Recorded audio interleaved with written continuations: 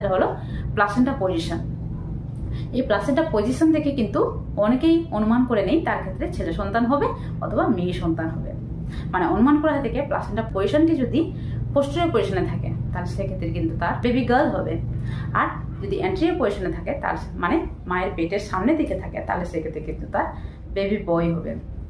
তো এক্ষেত্রে বলে দিই প্লাসেন্টা পজিশন বিশেষত 4 রকমের হয়ে থাকে এবং এই প্লাসেন্টার কাজ কি এবং প্লাসেন্টাটি কোন সাইডে থাকলে ক্ষতির কারণ হতে পারে বা কোন সাইডে থাকলে নর্মাল, পুরোটাই কিন্তু আমার চ্যানেলে ভিডিও শেয়ার করা আছে।